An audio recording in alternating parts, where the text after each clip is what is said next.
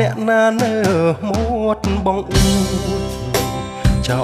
លឬមួយជាអ្វីរៀងដូចជាស្រី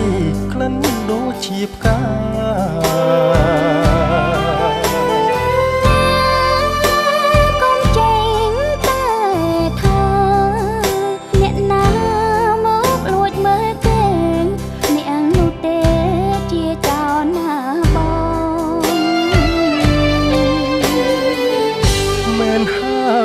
បងគឺ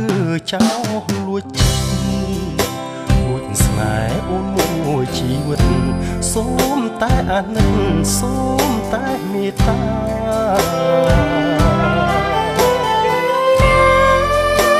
ទីនេះគ្មានទេស្នេហាចិត្តអូនរឹងជាងថ្មដើមពាក្យស្នេហាមិនចង់លឺ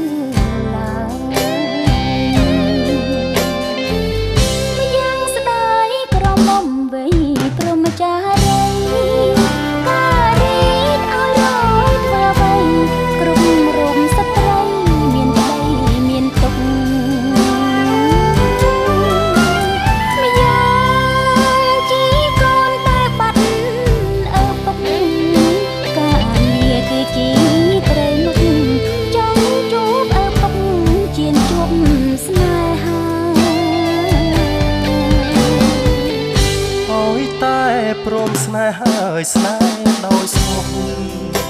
ទ្រង់បងប្រាំហាត់មើលចុងបងពិតជាប្រុងសន់ដងភង្រីប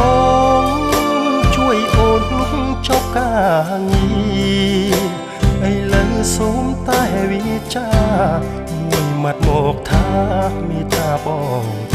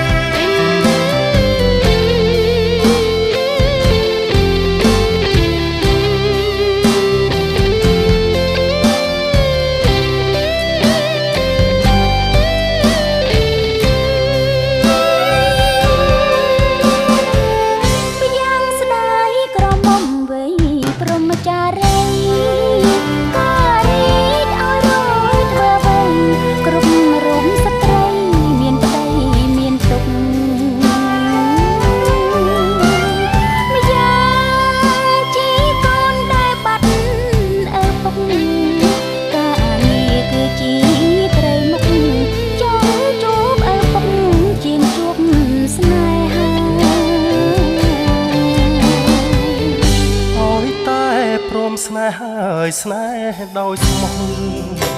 ទ្រង់បងប្រាំហាត់មើលចុងបងពិតជាប្រុងសន់ដងភង្រីបងជួយអូនលុបចប់ការងារឥឡូវសូមតែវាចាមួយម៉ាត់មកថា